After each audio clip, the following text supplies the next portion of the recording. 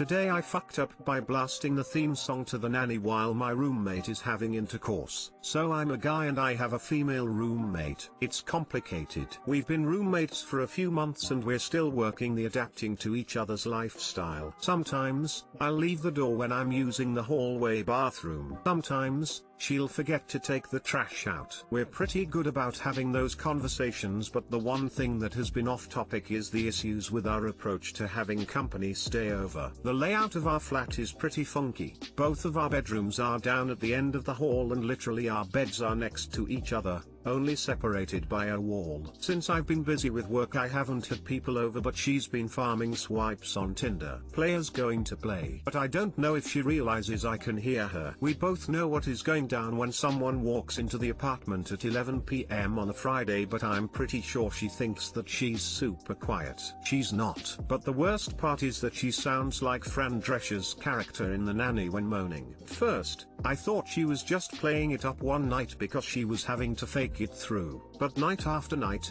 I swear I was hearing the flashy girl from Flushing in the room next to me. I held onto this information for some time until we got into an argument over what type of dish soap to use. I'm not even kidding, and have been on thin ice since. She's been seeing the same guy for a few weeks now, and I began the habit for every time she was getting hot and heavy, to play the Nanny theme song and have the speaker be incredibly close to the wall out of spite. First night, it was me just laughing about it while playing it quietly, but over the nights, I began to turn up the volume. Which leads us to last night. I wasn't doing too hot when it comes to my day-to-day operations and really was hoping they wouldn't be together that night. They were. Good for them. This time, I couldn't hold it in and put the speaker on full volume, so much so that I found out my neighbor above texted me about it saying, "Why the fuck are you watching The Nanny at 10:30 on a Friday?" As the theme song plays out, I hear audible male laughter. Slowly, I turn down the volume to hear a part of the conversation. I just realized why he is playing it. He's just watching The Nanny. Shout out to my roommate for thinking this. It's a great sitcom. Don't get mad at me, you kind of sound like Fran Drescher when we're fucking. Spoiler alert, she got mad. After a solid few minutes of yelling, she kicks him out of the bedroom and I have yet to speak to either of them since. In an attempt to fake things out, I locked the door and fell asleep to The Nanny playing on my laptop, to make it think I didn't intentionally play the song. I have since vacated the premises and stayed somewhere else to avoid the potential backlash, but I do know I have some apologizing to do. Too long didn't read. Roommate and I were having a house beef. I played the Nanny theme song because she sounded like Franny Fine. Her boy toy laughed. Probably caused their argument. Now in hiding until the dust settles. She had style, she had flair, she was there, until she came, the nanny. I am so glad he got it. Oh, I'm vouching him for the rest of his life. My favorite part is the upstairs neighbor questioning why you were watching The Nanny, when they had every right to be like, turn that shit down. I'm sure that was the subtext.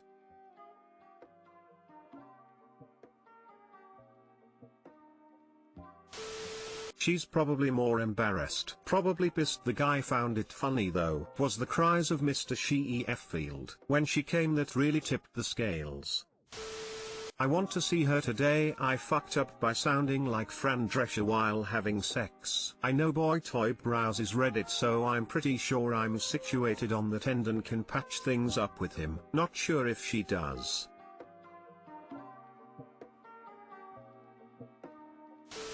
Today I fucked up taking my kids to see Inside/Out right after getting separated from our marriage. This happened last Thursday on the first week I had my kids after getting forcefully separated from my wife. In the span of 2 weeks, I slept in hotels, friends' campers, signed a new lease on life and a house, purchased a bunch of divorced guy furniture from Craigslist, went to court to stand trial and negotiate a settlement, barely interacted with the outside world and never really contemplated the entire sudden fiasco entirely. I was just trying to create a new home the state would deem worthy of my seeing my kids. Last Sunday, 2/28, was the first time I got to see them for a week at the new house since the breakup. It was rough, brutal and confusing for everybody involved for the first few days, but we found a rhythm by Wednesday. That day, I received an email from a local venue about restarting showing movies in their outdoor seating area during the days since the weather had improved considerably. Just enter your name and those attending with you and win a chance for 6 tickets and a table to watch the movie in mid-afternoon. Being the new single dad,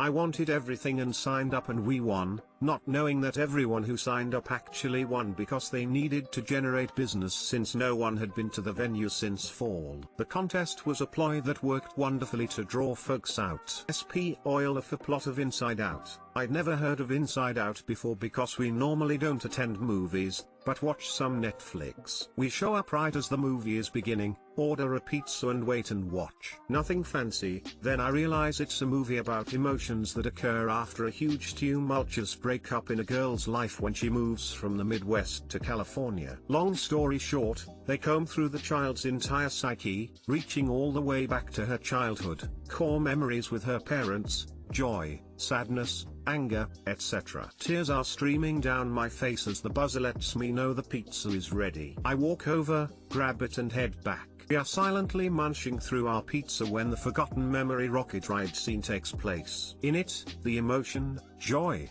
and Bing Bong, the childhood imaginary elephant friend of the protagonist, are trying to escape a pit of forgotten memories. They are riding an imaginary wagon that is powered by rocket rainbows fueled by singing. With both of them, it's too heavy to make it up a cliff and out to save the main character. Bing Bong decides at the last minute to eject himself from the wagon to make it lighter and sacrifice himself so his friend, the main girl, can find happiness again. I couldn't hold back any longer and straight up wailed and cried so loud other socially distanced tables were looking over and holding their kids close to them. I tried to stop, but 15 years of marriage, 2 kids, soccer games, schools, vacations, deaths in the families, secret handshakes, whispers, brownies, Sunday drives, and beach trips overwhelmed me and everything flooded out at once. It was terribly embarrassing for me and my kids. I couldn't hide it or stop it no matter how hard I tried. Just then the wind picked up and blew the pizza box, plates, napkins, water bottles and coloring books off the table and strewn them across the venue in broad daylight. The movie is blaring, I'm bawling, my children are confused and crying, and everyone is frantically trying to help me pick up my life. Luckily, my son, in the middle of the entire fiasco, walks over to a nearby table, stoops down and picks one of our pieces of pizzas off the pavement and removes some trash from it before taking a bite, then turns around looking at me and yells, "Dad, pick me up one of those waters off the ground, will you?" It was the comic relief every table needed and everyone broke into laughter. We slumped over to our table and finished the movie holding each other and rocking back and forth. We had not addressed the situation fully at that point, but the ride home was insightful and we talked a great deal. I still have a lot of work to do and relationship repair, but we are headed in the right direction. Too long didn't read, recently separated, brought kids to see Inside Out, broke down in front of everyone processing the recent events of my life. Edit. Thank you all for outright recognition of my situation through posts, messages, awards and generally reading it. What you all have shared has inspired me to keep going and in some perverse way belong to a great family toiling away every day in hidden pain that I am now in tune with. I've always kept everything at a distance, possibly to avoid this pain, and perhaps that is what I contributed to the dissolution of my marriage among other behaviors and not getting help sooner. I have done good things. I have helped people before on r/depression who have reached out and made community contributions around town. I just needed to be seen and heard today. Their mother is great, she is going to be fine, and I am going to continually support everything they do because I'll be right here about a mile from their house. They could walk over if they wanted to. You can believe this. I can assure you this is real and it happened. I'm real and nothing is fabricated. Yes, I contributed to the breakup, but that's not what this is about. I made sure to rent a house in the same town near their school in order to maintain presence in their lives and minimize the turbulence. I cooked all our favorite meals the first week to make it seem like it was the same and slept on the floor with them the entire week since I took the week off from work. It's just a post about crying uncontrollably in public unexpectedly. That's it. Just like my life blowing up before my eyes, I never expected this to either. I am grateful for all of you reaching out, even those banging me for posting and asking for sympathy points. I know I can do this because so many of you said it could work and that you also did, suffered far worse, are deep in it right now, and shared incredible stories about making connections with your parents because of it. I am grateful, really. Today is my actual birthday in real life and I've been sitting here reading posts and dying all over again. I'm lonely, but not alone. Thank you all. I will pay all of your gratitude forward. I am truly sorry for misspelling inside out in the title. I fixed it here, but everything seems hypervigilant right now. To me, this sounds less like a fuck up and more like you possibly shattered a massive wall with your children. Being able to share your thoughts and feelings with them like you did during the car ride home will make the family healing process through all of this a lot more smooth, and chances are you're going to come out with the best relationship with your kids that you could ever hope for. Sounds like the time I made the mistake of watching Coco right after my grandfather died. I was just going to warn up that Coco is another Pixar movie that will absolutely break you. So don't jump in unless you are prepared for some serious weepy catharsis. Doesn't even matter how recently your loved one died. If you've ever lost someone, Coco will make your grief fresh and earth-shattering again. I think that's a great choice in movies for this time in their lives though. I think it does a great job addressing negative feelings and how to work those things productively. I watched it with my daughter while my divorce process was starting and it hit really hard too. That movie hits hard no matter where you are in life if you're an adult. Kids seem to grasp some of it, but it hits different for adults.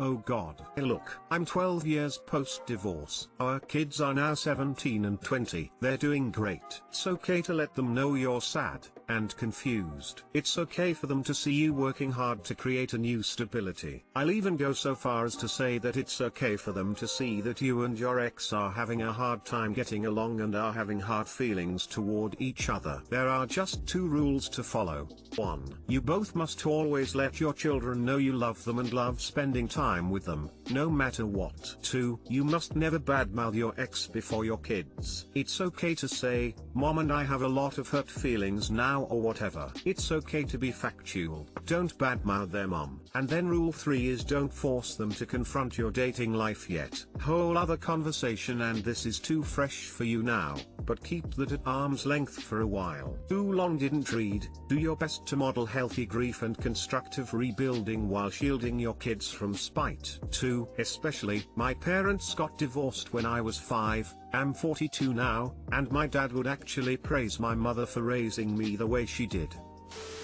I'm so sorry. It's a heavy movie for sure. My wife balls at Bing Bong every time. My wife balls at Bing Bong every time is a sentence that demands context in order to not sound completely ridiculous.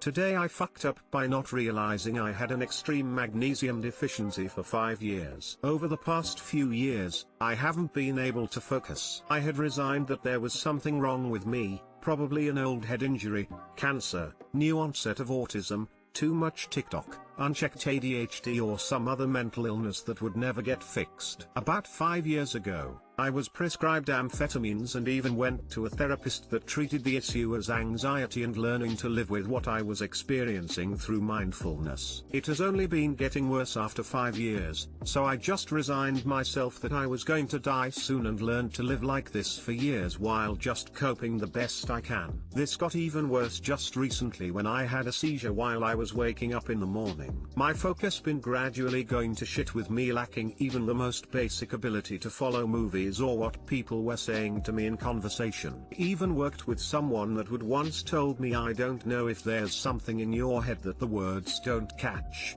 But she was right. I couldn't even follow the most basic ability to listen to others or read paragraphs from a page while retaining the main idea. The other day, during my morning coffee routine, I decided to take a magnesium citrate vitamin that I found in the medicine cabinet just for fun since it mentioned nervous system support on the bottle. I cannot begin to tell you the fucking believable difference that happened in under 6 hours. It felt like someone rewired my brain into functioning again. 5 years of brain fog is nearly completely gone. I can follow conversations and follow what is being written down like I did 5 years ago. I did the same thing again today and I feel mentally healthier than I've been in over half a decade. I have a new outlook on life just because I curiously rummaged through the pill cabinet. Too long didn't read, resigned myself to dying young, but then I fixed 5 years worth of worsening focus with a magnesium citrate vitamin. Edit, please consult a doctor first if you think you are going through something similar. There are many possible reasons for poor focus. Also, magnesium overdosing is a thing, so don't rush to the drugstore to down a bottle. Edit 2, here is what I swallowed for anyone wondering. And the front page, hi mom.